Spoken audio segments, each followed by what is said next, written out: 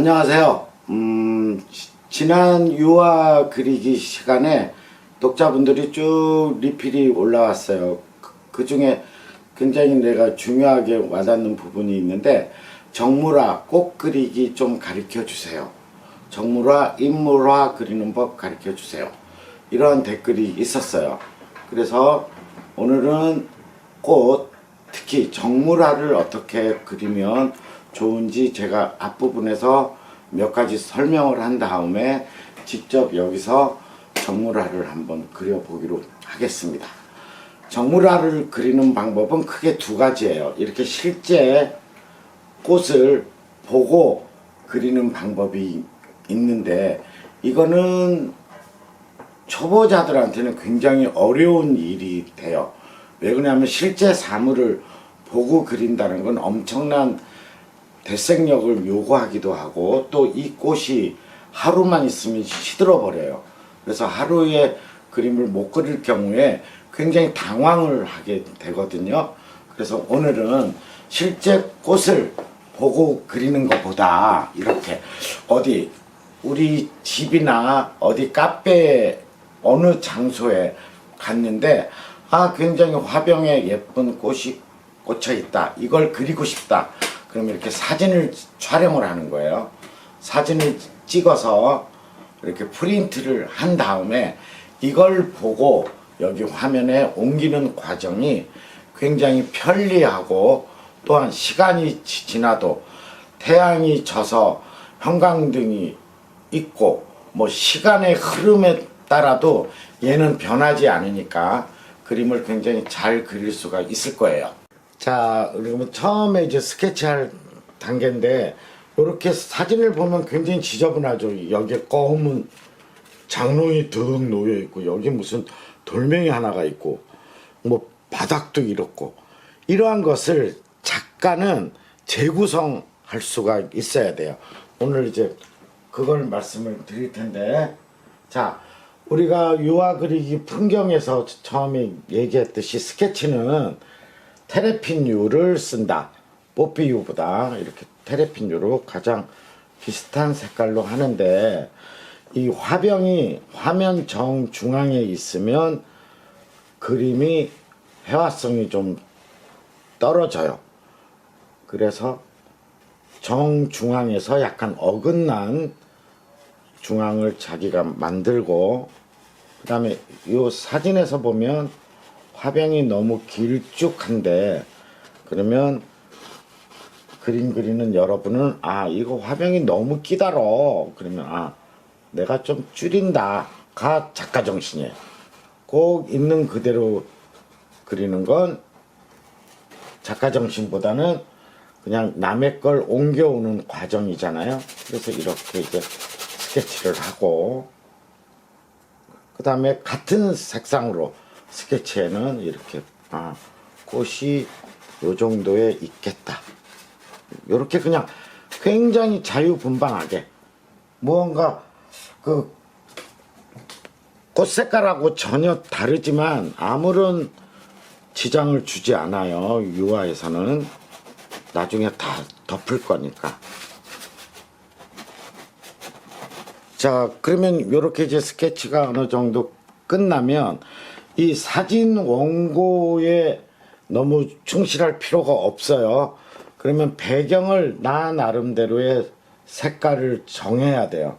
저는 이것이 황토색이고 녹색이고 붉은색이 있어서 배경을 보랏빛, 그 하늘과 스카이 블루에서 바이올렛 계열로 이렇게 어두운 보라로 배경을 만들고 싶어요. 그러면 그렇게 이제 채색을 하면 이렇게 자유분방하게 이렇게 해요. 중간중간에 꼭 하늘색만 하지 마시고 다른 색상을 또 섞어서 이렇게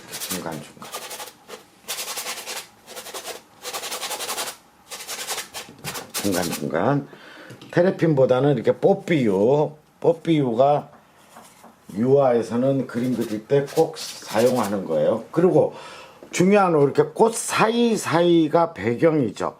그래서 꽃을 남겨놓고 이렇게 요만큼은 꽃자리야. 그렇게 하고 요렇게 배경을 그리시는 분들이 있는데 이러면 그림을 망치는 거예요. 나중에 요 속에다가 배경을 넣을 수가 없어요.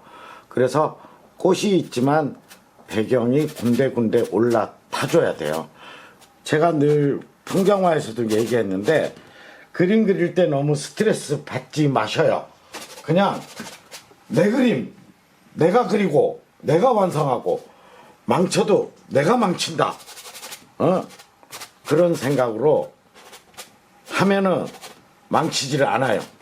이순신 장군도 전쟁에 나갈 때 부하 장수들한테 죽기로 싸우면 살 것이고 살려고 하면 죽을 것이다. 그것처럼 그림을 두려워하지 말고 이렇게 들어가는 작업이 굉장히 중요하다고 볼 수가 있어요. 자, 그리고 이 시점 되면은 이제 어두운 면을 들어가야 돼요. 근데 보라색 하나만 갖고 어둠을 하면 그림이 되게 촌스러워지겠죠. 그래서 보라색, 짙은 밤색, 회색 이런 걸 섞어서 얼핏 보면 전혀 보라색하고는 관계없는 색 같지만 여기에 다시 또 보라색이 옆에 들어가면 아름다운 새로운 보라가 나오는 거예요. 우리가 그림 그릴 때 여기를 파레트라 그러죠. 그건 무슨 뜻이냐면 물감에 사는 요색을 만들어서 팔지만 그림 그리는 우리 작가는 이 색에서 없는 색을 내가 제조해내는 거예요. 색을 제조한다. 섞어서 물감 회사에서 팔지 않는 물감을 내 그림으로 연출한다. 지금 독자 여러분들이 제가 이렇게 지금 페인팅하는 손짓을 보면 우와 되게 빠르다 그러시는데 여러분도 저와 같이 처음부터 이렇게 연습을 하시면 그림이 하루아침에 일치월장할 거예요. 그냥 뭐 너무 두려워서 붓에 더덜더덜 떨었을 때 오히려 좋은 그림이 나오질 않아요. 아주 뭐 신나게 채색이 잘 되었어요.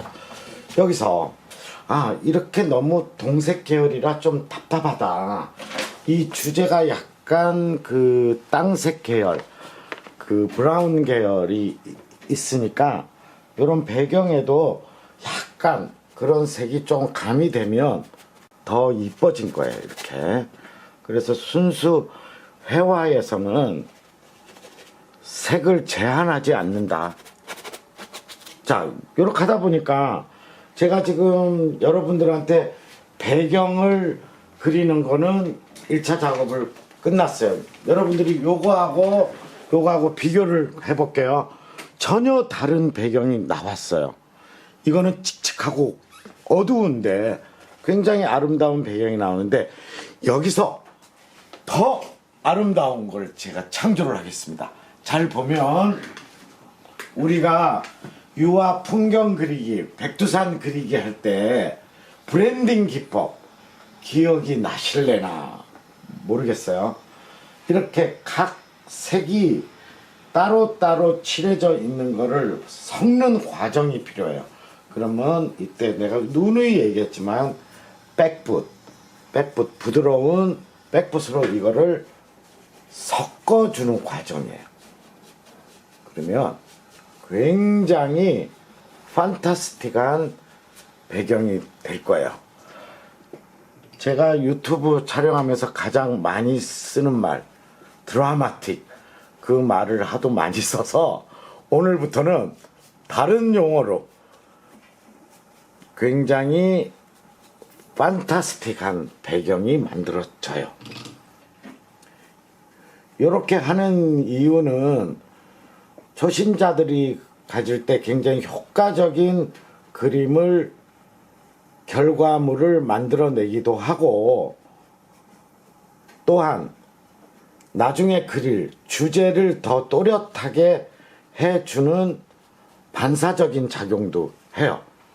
왜냐하면 배경이 아웃포커스가 되었으니까 나중에 주제는 더 또렷할 수밖에 없겠죠. 자, 이렇게 하다 보면 굉장히 아름다운 배경이 지금 만들어졌어요. 자, 그러면 이제 아름다운 배경이 만들어진 거에만 너무 젖어서 흐느끼시면 안 돼요. 이제 여기 바닥을 해야 돼요. 탁자를. 요거 할 때도 여러분들한테 제가 아름다운 팁을 하나 주겠습니다. 그동안 썼던 물감을 다 섞는 거야. 이렇게 그냥 다 섞어서 이 배경보다는 조금 짙은 색상을 만들어낸다라고 생각을 하면 돼요. 어머, 여기에 요만큼은 화병인데요. 에이, 상관없어. 그냥 칠을 하세요. 나중에 요아에서 요만큼은 다시 화병 색깔로 들어가거든요. 그러니까 아까도 얘기했지만 제발 두려워하지 마. 그림에 내 과감 얘기하는데 쫄지 마. 나도 할 수 있다. I can do it. 이렇게 쫙.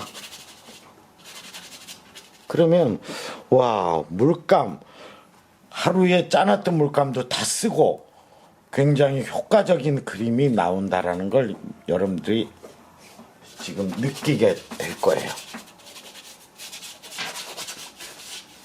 자, 이렇게 하고 그래도 저는요 성격이 너무 예민하거든요. 이 화병을 파먹어서 보기 안 좋아요. 그러면 화장지로 이렇게 좀 닦아내세요. 닦아내도 나중에 화병 칠을 할 때 요 정도는 다 덮이거든요. 거기에 대해서는 걱정을 안 하셔도 돼요. 자, 이렇게 하면 그런데 선생님 여기에 이 색이 남았는데요. 좋아요. 그 색도 올라가도 돼. 이렇게 올라가도 돼. 아무 상관없어. 이런 식으로.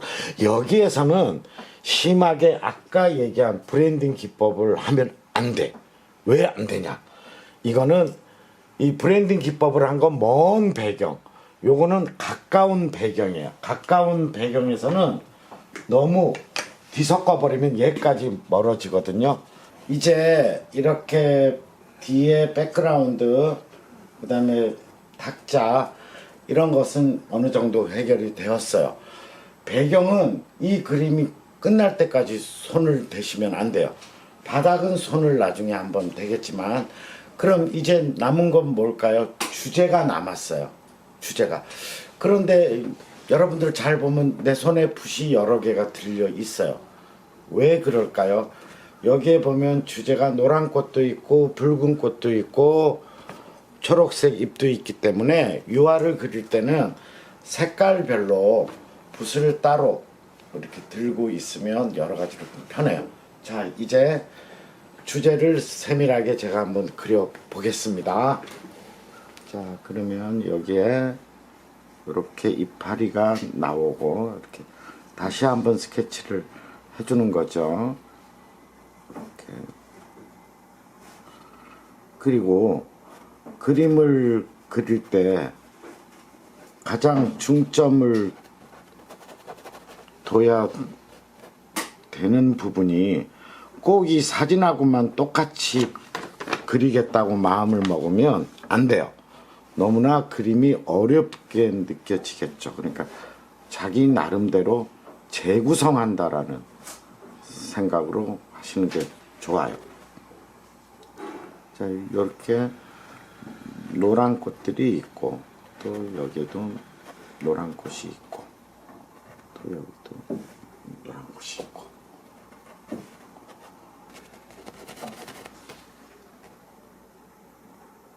항상 내가 사진 속하고 꼭 똑같이 그린다라는 스트레스에서 벗어나셔야 돼. 그림을 그릴 때 쉽게 얘기해서 쫄면 안 돼. 쫄면. 왜 여기도 이렇게 있고 좀 더 붉은 꽃이 있다. 그러면 팔레트에서 또 조금 붉게 쓰고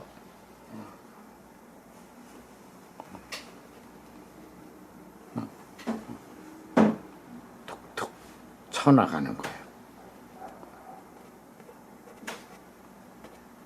그리고 여러분들이 제가 이 물감 섞을 때 붓을 어떻게 하는지도 좀 눈여겨볼 필요가 있어요. 이렇게 붓에 물감이 남지 않도록 이렇게 돌려가면서 해주는 것이 굉장히 좋아요. 바람직해요. 여기서 한 가지 중요한 거, 접대 배경을 조금 실제보다 좀 더 덥게 그린 이유는 여기서 이렇게 나오면 이 속에 있는 배경은 살려주셔야 돼요. 이 배경을 전부 다 초록색으로 덮어버리면 아무런 의미가 없겠죠. 그리고 이렇게 지금 구성하다 보면 아 여기가 조금 왜소하다고 느끼면 여기다가 뭐 없는 꽃송이도 하나를 더 넣을 수도 있겠죠. 이런 식으로 하나하나 구성을 해 나가시면 됩니다. 여기도 꽃 하나 있고. 자, 여러분 이제 기본적인 스케치가 끝났어요. 그러면은 이제 그 꽃 사이사이를 짙은 이파리 색으로 좀 더 구분을 해주는 과정, 이 과정이 굉장히 중요하다고 볼 수 있어요. 이제 하나하나 구분져서.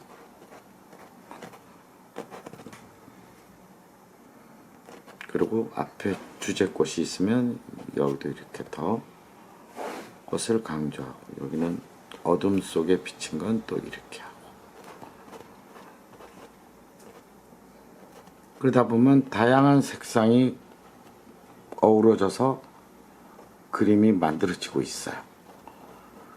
여기를 만약에 혹시 한 가지 색으로만 이렇게 터치를 했다 그러면 이렇게 풍성한 느낌이 전혀 안 오겠죠.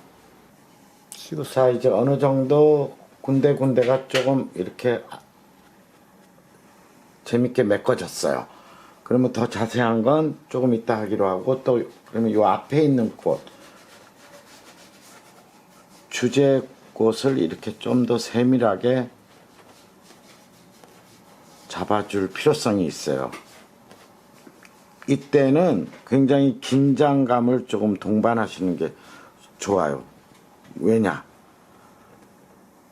아까는 주변을 그렸다면 이젠 조금 주제를 표현해야 되니까 좀 예뻐야 되잖아요.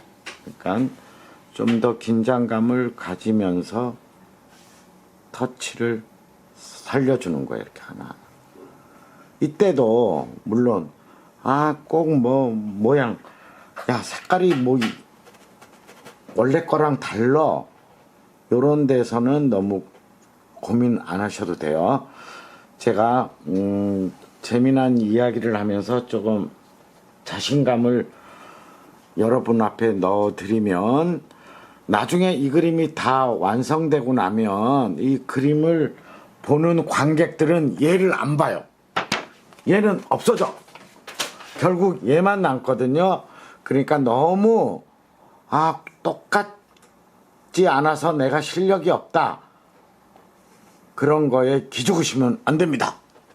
그리고 이렇게 이제 붉은 계열만 했는데 요 보면은 장미가 약간 그 피고 지고 하는 시점이 다르잖아요. 그래서 잎에 노란 것도 좀 있을 수 있거든요. 그래서 이렇게 색이 조금 다양하게, 그 다음에 붓을 세워서 좀 더 날카롭게 좀 해주는 과정도 필요해요. 이렇게 유화는 내가 조금 잘못 칠한 부분이 있으면 나중에 덧칠할 때 수정할 수가 있기 때문에 그렇게 우선 전체적으로만. 자, 그러면 어느 정도 모양이 만들어지고 있어요. 자, 그러면 여기에서만 또 매달리고 있으면 그림 그리는 사람이 지겨울 수 있어요. 그러면 이제 이 화병을 또 이제 그려보기로 해요. 자, 이제 밑에 화병을 그릴 거예요. 이 화병을 사진을 보니까 톡이거든요. 흙으로 만든 거. 그러면 이렇게 흑색으로 이렇게 처음에 전체적인 거를 이렇게 칠해 나가는 거예요. 배경을 벗어나지 않게 우선 이렇게 전체적으로 이렇게 쭉 색을 잡았어요. 그러면 좀 더 작은 붓으로 이제 이거를 세밀하게 끝을 다듬어 주는 과정. 이렇게 해서 세밀하게 이제 하나씩 그려져 나가는 거예요. 기름을 적절하게 쓱 써서 이렇게 세밀하게. 이럴 때 너무 한 가지 색으로만 하지 말고 조금 다른 색들이 적절하게 섞이는 것도 상당한 회화성을 주는 데는 도움이 돼요. 그리고 그림을 그릴 때 서양화는 빛의 그림이거든요. 그래서 빛을 자기 자신이 만들어야 돼요. 이 원고를 보면 빛이 이쪽인데 나는 그림을 이쪽으로 하겠다. 이쪽을 어둡게 했거든요. 그렇기 때문에 여기 화병을 더 어둡게 간다. 이런 식으로 쭉 하다 보면 예쁜 화병이 만들어지고 있어요. 지금. 자, 여기서 굉장히 중요한 거. 이 원통이기 때문에 빛을 어둠을 맨 끝에 주면 신석주한테 그림을 안 배운 사람, 신석주한테 그림을 배운 사람은 끝부분 앞에서 어둠을 준다. 왜 그러냐? 이 화병 뒤에서 돌아오는 빛이 있거든요. 그래서 여기가 다시 밝아지는 거예요.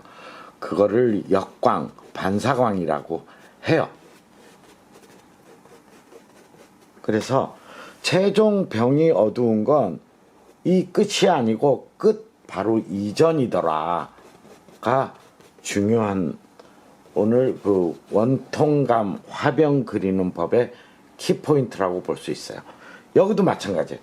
여기도 이 병 맨 끝이 어두우면 그림자하고 구분이 안 되죠. 바닥에서 치고 들어오는 빛 때문에 화병 끝은 다시 밝아지는 거거든요. 이게 굉장히 중요하다고 볼 수 있어요. 그래서 이런 정물을 잘 그리면 독자 여러분 잘 들어봐요. 이게 얼굴이 될 수도 있어요. 인물화해서 동그랗잖아요. 그래서 얼굴을 그릴 때도 이런 역광, 반사광을 잘 표현하는 거를 공부해서 하면 얼굴도 탱글탱글 똑같이 만들어지겠죠. 그 다음에 이 부분은 밝으면 조금 밝은 색을 타서 이렇게 리터치를 해주면 병에 빛을 받아서 하이라이트를 먹고 있어요. 그리고 여기 이렇게 화병과 꽃들이 끝나는 부분도 조금 터치했는데 여기서 일반적으로 보면 또 여기를 디테일하게 들어가려고 하는데 저는 절대 그 반대라고 생각해요. 왜 반대냐? 지금 이 그림을 그리냐고 그림하고 나하고 너무 가까이 붙어만 있었어. 그래서 얘가 귀가 큰지 왼쪽 귀가 적은지 오른쪽 눈이 큰지도 모르고 지금 그림에만 그리고 있어. 이러면 안 돼. 과감히 일어서서 자기 그림하고 거리를 두고 내 그림을 객관적으로 냉정하게 볼 필요가 있어요. 저 역시도 이렇게 보니까 이 부분이 굉장히 좀 어색하다는 걸 발견을 했어요. 그러면 바로 앉아서 그 어색한 부분에 리터치를 이렇게 던지는 과정이 필요하겠죠. 여기서 제가 독자 여러분들을 위해서 한번 재미나게 우리가 이제 맨 처음 우리가 이 유튜브 찍을 때 제 꿈이 세 가지였다 그랬잖아요. 그래서 좀 연기를 해보면 원래 우리 화가들에 대한 캐릭터를 영화나 만화에서 표현할 때 어떻게 표현하냐면 이렇게 표현해요. 이렇게 빵모자를 쓰고 탁 담배 빨풀이 하나 탁 물고 그림을 쫙 그리다가 딱 보고 또 들어와서 그림을 그리고 하잖아. 그 캐릭터를 만들어내게 된 이유가 바로 여기에요. 가끔 그림을 그리다가 그림하고 거리를 두고 객관적인 시각으로 자기 그림을 판단하라. 자, 그러면 요게 조금 마른 뒤에 우리 커피 한 잔 먹고 와서 더 디테일한 그림을 그리기로 해요. 자, 이제 전체적인 게 이루어졌으면 거기에 따르는 부수적인 거를 그려줄 필요가 있겠죠. 그러면 여기 이제 화병에서 나오는 고리도 이렇게 하이라이트는 하이라이트로 주고, 또 어두운 데는 어두운 데로 주고, 요거는 뒤로 돌아갔으니까 모양이 좀 다를 수도 있겠죠. 이렇게. 그 다음에 여기에서 또 안 그린 부분이 무엇일까를 찾아내야겠죠. 여기 지금 안 그린 것이 여기에서 떨어지는 화병에 주름들을 이렇게 하나씩 그려주는 거예요. 이렇게 주름을 그려주고, 빛이 어두운 부분은 더 어둡게 그려야겠죠. 이렇게 어둡게 이렇게 표현을 해주면 화병에서 갖고 있는 모든 것이 나왔다고 볼 수 있어요. 그 다음 화병에서 떨어지는 빛의 하이라이트, 여기 이제 최종 중요한 요소가 되겠죠. 이렇게 병에서 떨어지는 하이라이트를 이런 식으로 넣어주고, 약간 그 경계면은 조금 이렇게 비벼주다 보면 부드러운 하이라이트가 돼요. 굉장히 빛을 받아서 화병이 조금, 여기 이제 도자기 같으면 더 하얀색으로 강조를 해야 되는데, 이거는 유기를 굽지 않는 토기를 그리는 거기 때문에 하이라이트가 너무 강하면 안 되겠어요. 그래서 요 정도면 아주 좋은 하이라이트가 된 것 같아요. 자, 이제 또 그러면 또 뭐 하나가 이제 정리를 해야 된다면, 요게 그림자가 정리가 돼야겠죠. 여러분들 그림자를 그릴 때는 반드시 이렇게 보라색이나 청색이 가미돼야지만 그림자가 되거든요. 그림자에 흰색이 들어가면 이미 그건 그림자의 역할에서는 멀어져요. 왜냐하면 청색이나 보라색을 넣는 이유는 서늘함을 주기 위한 거예요. 그림자가 적기 때문에 마치 이 속에 들어가면 시원할 것 같은 그런 느낌으로 그림자를 그렸다면 그 그림은 잘 그린 그림이에요. 그림자는 서늘함이 느껴지게 하여라. 그 다음에 여기서도 잘 연구를 해볼 필요가 있어요. 화병이 길다 보니까, 화병이 꽤 긴 화병이에요. 그러면 그림자도 길어져야 돼요. 어떤 그림들을 보면 화병은 긴데 그림자가 땡콩 나와. 그런 거는 조금 견제를 해줘야 된다. 그리고 그림자에서도 내 시선 앞에 있는 건 이렇게 더 강하고 멀어질수록 흐려지게끔 하면 그림자 처리는 아주 제격이에요. 그리고 나서 최종 그림이 끝나기 전에 이 앞에 있는 꽃은 좀 더 묘사를 해줄 필요가 있어요. 왜 그러냐면 주제다 보니까 주제는 좀 더 묘사를 해준다. 우리하고 똑같아요. 모르는 사람한테는 그냥 안녕하세요 인사만 하잖아요. 이제 나랑 친한 친구는 만나면 어제는 뭐 했어? 그랬어? 너네 집 강아지 요즘 어때? 이렇게 별 얘기를 우리가 다물어 보듯이 주제는 좀 더 세밀하게, 좀 더 세밀하고 터치를 강하게 이렇게 하다 보면 다른 꽃과는 다르게 상당히 크로즈업 되면서 이렇게 오버랩 되면 아주 요런 다른 꽃은 대강대강 터치로만 갔어요. 근데 이제 주제 꽃은 내 친구 안부를 묻듯이 세밀하게 이렇게 해줄 필요가 있습니다. 그러면 이제 이 정물화 하나가 거의 다 끝나갔어요. 근데 전체적으로 보니까 여기 마른 가지를 하나 그렸는데 요 밑에가 너무 허전해요. 그러면 여기에서 시들어서 떨어진 꽃을 하나 넣어주는 것도 아주 효과적일 것 같아요. 아마 독자 여러분들 내가 요 얘기할까 맞아요 하는 사람들이 많을 것 같아요.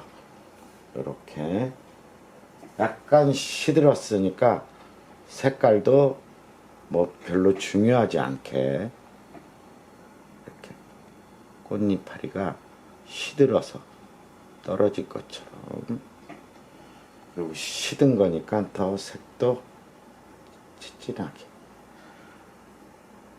그러나 꽃이 갖고 있는 기본은 갖춰야 되니까 하이라이트 넣고 이렇게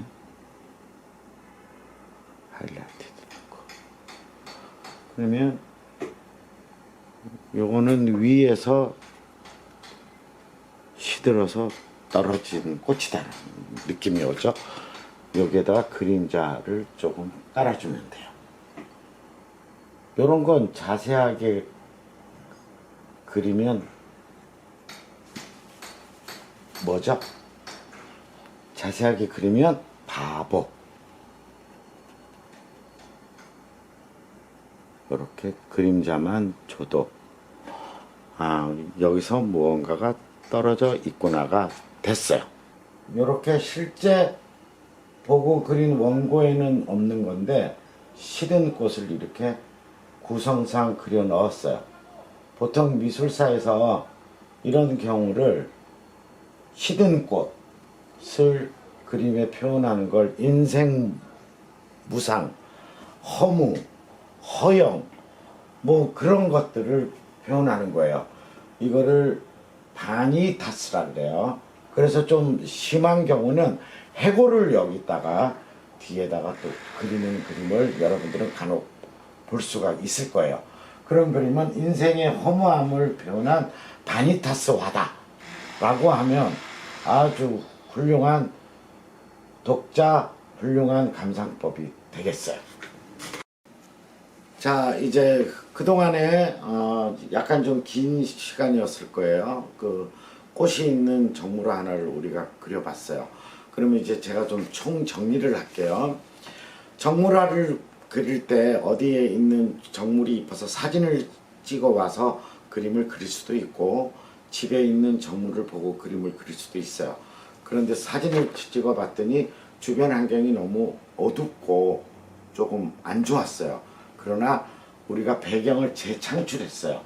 이쪽엔 스카이블루에서 바이올렛으로 넘어오는 백그라운드를 만들어 줌으로써 굉장히 판타스틱했어요. 그 다음에 주제도 재구성을 할 필요가 있어요. 꽃이 아무리 산발적으로 많다고 해도 몇 개만 자기가 집어내서 구성을 하는 주제의 재구성 꼭 필요해요. 그 다음 그 수많은 꽃 중에 주인공 하나는 더 좀 또렷하게 표현을 해야 된다. 그 중에 가장 중요한 것 중에 하나가 실물에는 없는 것을 내가 그려 넣음으로써 제가 시든 꽃 하나를 그려 넣었어요. 이것을 우리가 인생을 되돌아보는 어떤 뭐라 그럴까, 인생의 어떤 무상한 꿈, 허무, 허영 뭐 이런 것들을 우리가 그림에서 표현하는 걸 서양 미술에서는 바니타스라고 해요. 왜냐하면 있는 그대로만 그림을 그린다는 건 화가가 아니에요. 그거는 기술자예요. 우리는 없는 것도 재창조한다. 그래서 정물화 하나를 그리는데도 내 생각, 내 마음을 집어넣어 줄 때 그것이 곧 미술이고 그것이 곧 예술이에요. 그래서 오늘은 이렇게 총정리를 하기로 하고요. 다음 이제 인물화를 그리는 거를 제가 직접 시연을 하면서 되도록이면 초보자가 두려워하는 인물화를 효과적으로 정말 비슷하게 그릴 수 있는 거를 강의를 하겠습니다. 자, 그러면 또 우리 다음 시간에 만나기로 해요. 네, 안녕히 계세요.